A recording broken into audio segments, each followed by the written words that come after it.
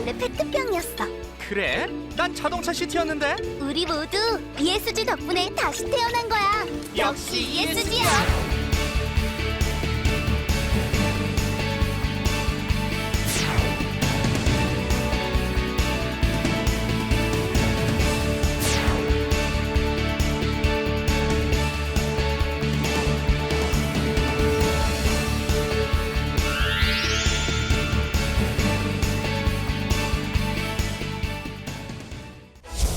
시청자 여러분 안녕하십니까? 이슈앤피플 장용수입니다. MZ세대 10명 중 6명은 ESG 경영을 실천하는 기업들의 제품을 구매하겠다. 이런 조사 결과가 최근에 나왔는데요. 아직도 ESG 경영을 하지 않는 기업들은 긴장해야 될 대목인 것 같습니다. 그래서 오늘은 이 분야의 최고의 전문가를 모시고 글로벌 화두인 ESG 관련해서 말씀을 나누겠습니다.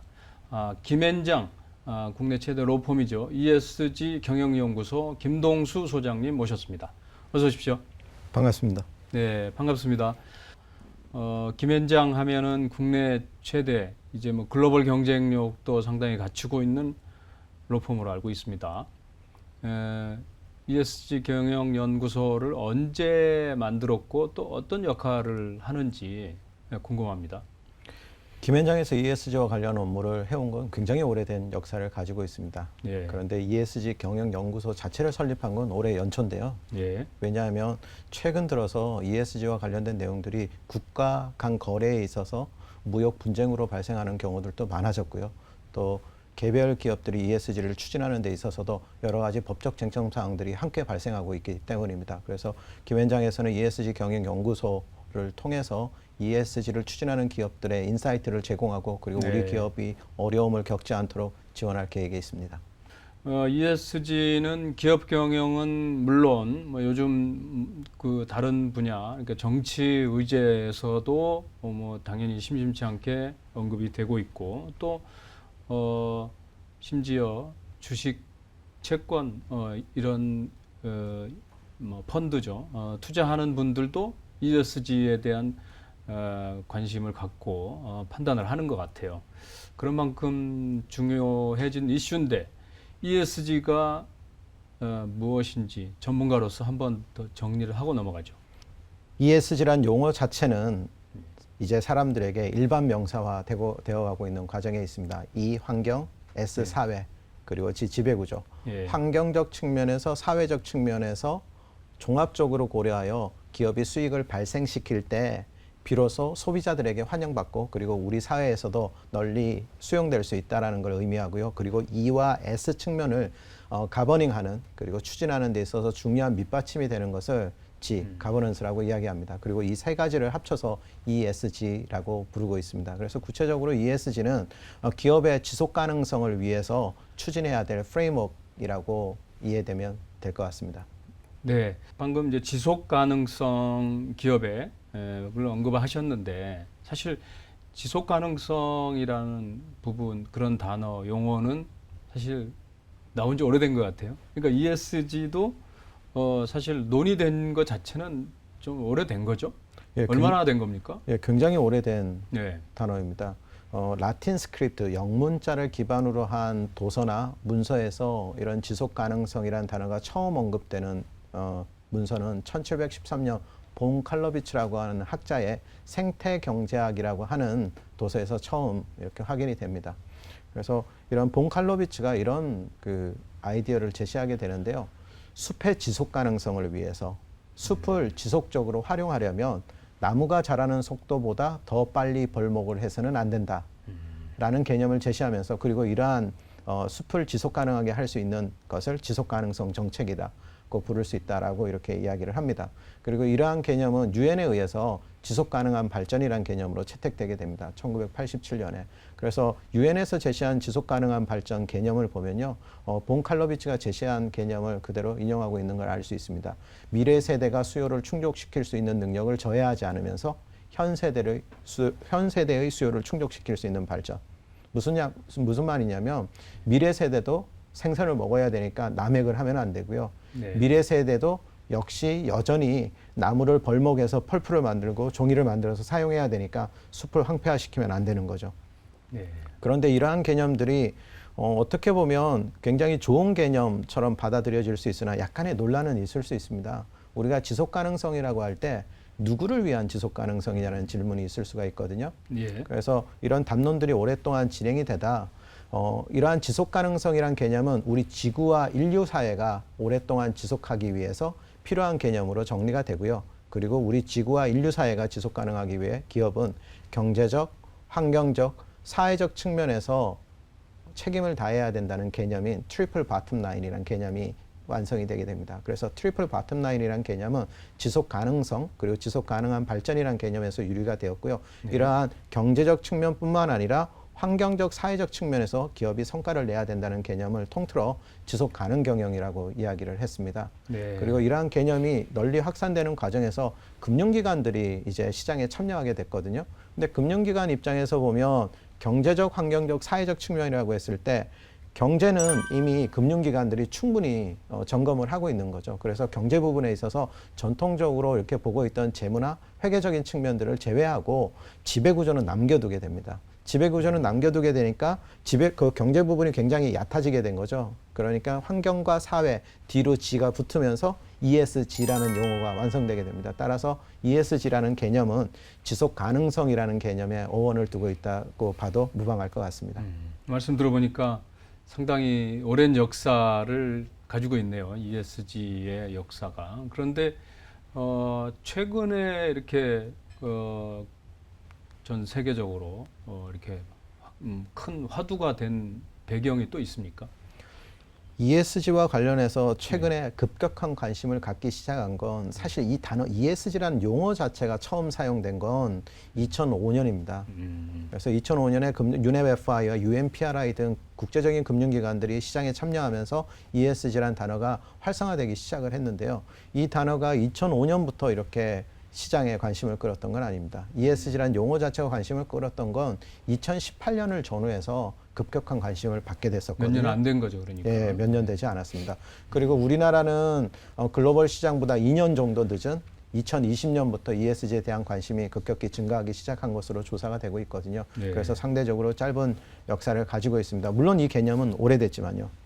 그러면 왜 최근 들어서 이 단어가 처음 나오기 시작했던 2005년이나 6년이 아니라 2018년을 전후해서 관심을 받게 됐냐면 사실은 규제 변화와 무관하지는 않습니다. 모건 스탠리가 조사한 자료에 따르면 2010년부터 2019년까지 글로벌 시장에서 확인되는 ESG 관련 규제는 약 858건입니다.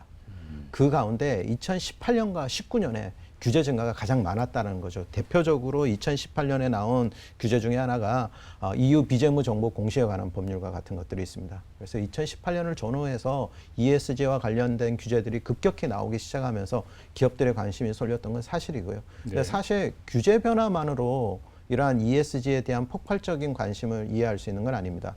이러한 과정에서 기업들의 변화도 상당히 많이 감지되고 있습니다. 2019년 8월에 US 비즈니스 라운드 테이블, 우리나라로 하자면 뭐 대한상공회의소나 아니면 전국경제인연합회 같은 곳이 될 것 같은데요. 이런 US 비즈니스 라운드 테이블에서 기업의 목적에 관한 성명서를 42년 만에 재정의하는 성명서를 발표했습니다. 지금까지 기업에 관한 목적은 단 하나였습니다. 주주가치 극대화, 이윤 창출이었거든요. 네. 그런데 이런 이윤 창출이라고 하는 기업의 목적을 이해관계자 가치 극대화로 바꾸게 되는 계기가 마련됩니다. 실제 기업이 어떤 사회 현상을 보고 환경적인 이슈를 우리가 경영 이슈로 끌어들이게 되는 그런 계기가 된 건데요.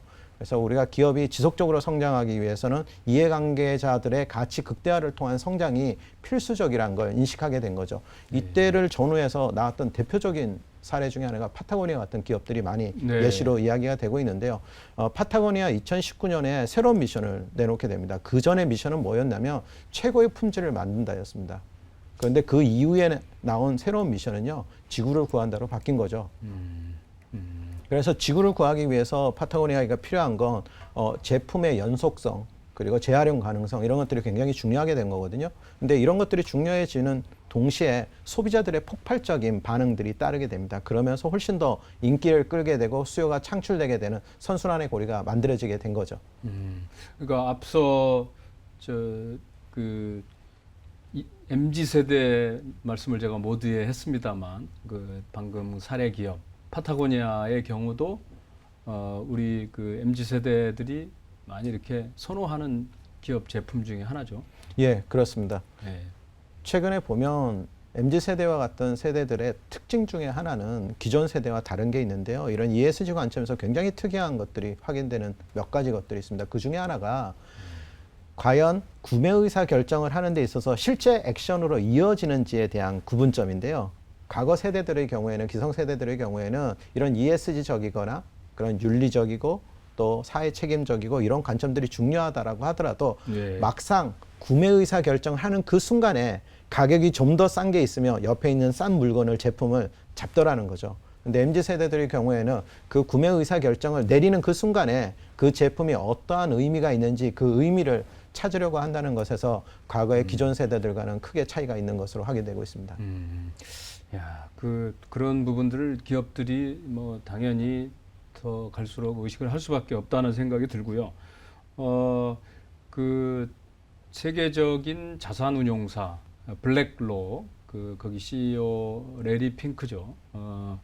그 레리 핑크가 ESG를 강조하면서 이 관련 시장을 움직였다고 해도 이제 과언이 아닐 텐데, 뭐 심지어 ESG를 하지 않는 기업들은 투자를 해소하겠다 이런 것도 있는데 실제로 어떤 상황이고 어떤 그 결과로 나타나고 있나요? 블랙락카 같은 기업들의 의사결정은 굉장히 중요한 의미를 갖습니다. 세 가지 이유에서 큰 의미를 갖는데요. 첫째, 영향력 때문입니다. 블랙락은 이미 알려진 바와 같이 세계 최대 자산운용사입니다. 세계 최대 자산운용사가 투자한 금액을 돈을 빼게 되면 기업에게 직접적인 영향이 불가피하고요. 두 번째는 상징적 의미 때문에 그렇습니다. 블랙락카 같은 세계 최대 자산운용사가 우리나라 특정 기업에 투자를 하고 있다가 그 기업의 ESG와 관련된 이슈가 있기 때문에 돈을 빼겠다라고 하는 건 사실 상징적인 의미를 갖기 때문에 단지 투자 이상의 의미를 가질 수 있습니다. 네. 마지막으로 하나는 편승 효과 때문에 그렇습니다. 블랙락의 이러한 움직임들은 다른 투자 기관들을 같이 움직이는 효과가 있어서 블랙락이 어떤 의사결정을 할 때 다른 기업들도 영향을 받을 수밖에 없거든요. 그러다 보니까 기업에 미치는 영향은 훨씬 큰 것 같습니다. 세계적인 자산운용사 얘기를 했지만 국내 자본시장도 ESG 중심으로 이렇게 빠르게 재편이 되고 있는 것 같은데 국민연금도 역시 뭐 국민연금을 포함한 기관 투자자들도 ESG를 잘하는 기업에 투자하겠다 이렇게 실제로 나서고 있는 거죠. 예, 그렇습니다. 국민연금도 네. 최근에 변화들이 많이 감지되고 있고요. 국민연금에서 발표하는 여러 가지 자료들을 보면 네. 책임 투자와 관련된 여러 가지 활동 계획들이 확인이 되고 있습니다. 최근에 국민연금뿐만 아니라 여러 가지 공적 기금들의 활동들도 굉장히 눈에 띄는 상황이고요. 하지만 우리가 간과하지 말아야 될 것이 있는데 2020년 말 기준으로 국내 ESG 금융 규모는 492조 원 정도로 확인되고 있습니다. 이 중에서 민간 금융의 규모가 270조 원으로 약 55%를 차지합니다. 예. 우리가 책임 투자를 이야기할 때 국민연금을 빼놓지 않고 이야기하는 건 국민연금이 전체 자산 중에 상당한 부분을 차지하고 있는 싱글 엔티티 때문이고요. 그래서 단일 기관이 가지고 있는 자산의 규모가 워낙에 크니까 국민연금의 책임 투자와 관련된 의사결정이 굉장히 중요한 건데요. 이와 못지않게 민간금융의 규모도 상당한 규모인데 큰 사이즈인데요. 그럼 민간금융의 경우에는 굉장히 적극적인 ESG 투자를 할 수 있다는 점에서 조금 더 기업들이 민감하게 살펴볼 필요가 있습니다. 네. 국민연금이 비록 ESG 투자를 한다고 하더라도 다소 보수적인 의사결정을 할 수 있습니다. 왜냐하면 어떤 ESG 관점에서 의사결정을 했다가 손실이 발생하게 되면 국민들의 자산이 줄어들게 되는 결과로 이어지기 때문에 네. 다소 보수적인 입장을 취할 때가 굉장히 많은데요. 민간금융의 경우에는 행동주의 펀드를 비롯해서 다양한 형태의 그런 자금들이 형성될 수 있기 때문에 오히려 기업 입장에서는 이런 민간 시장의 성장에 조금 더 주목할 필요가 있을 것 같습니다. ESG를 소홀히 하는 기업들에 대한 이 투자에 좀 외면하는 추세가 지금 있는 것 같은데 실제로 있고요. 이 대표적인 사례가 뭐 있습니까? 예, 몇 가지 사례들이 있는데요. 네. 우선 최근에 확인된 사례 중에 하나는 지난해 5월에 큰 이벤트가 있었습니다. 글로벌 식품 기업인 다농이라고 있는데요. 네. 굉장히 글로벌에서 굉장히 큰 규모의 기업이었습니다.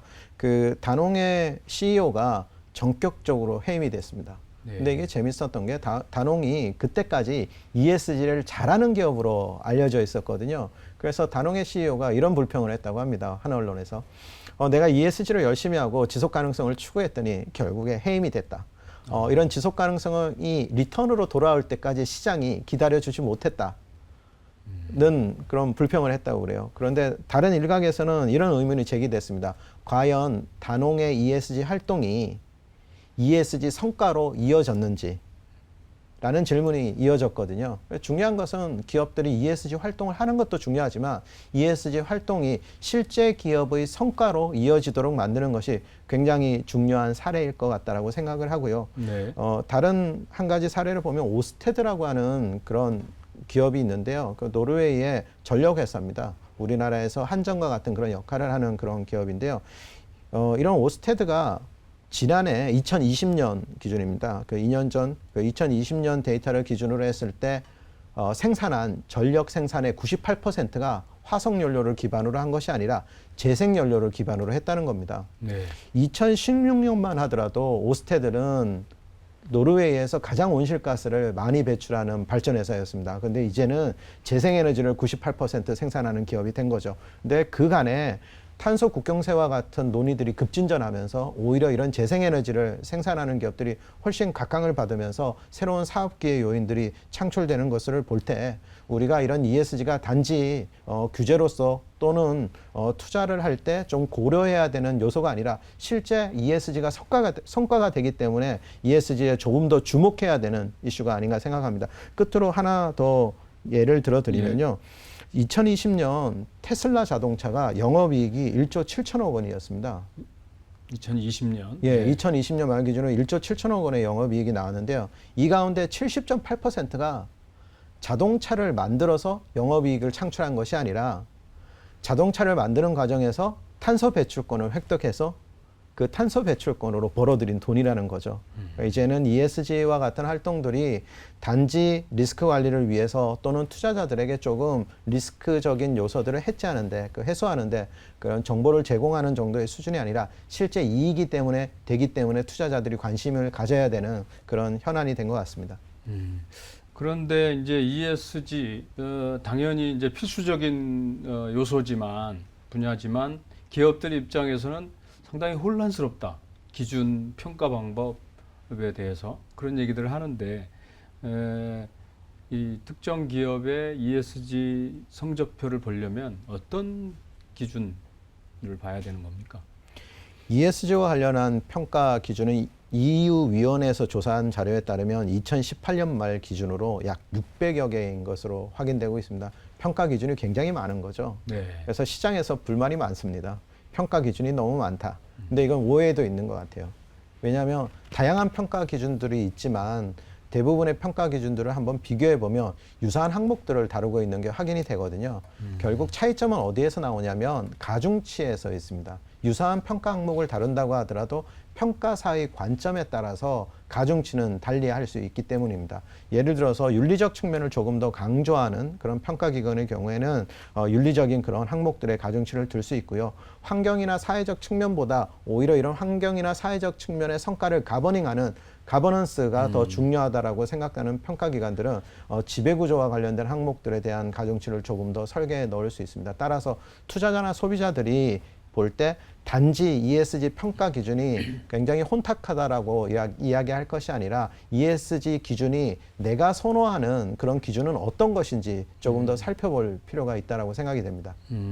최근에 이제 직접 우리 소장님도 지금 그 김현장 이전에도 이제 다른 전문 기관에서도 근무하신 걸로 알고 있는데 국내 대기업들이 ESG 위원회 많이 설치하는데 실제로 이렇게 역할이 작동이 잘 되고 있습니까?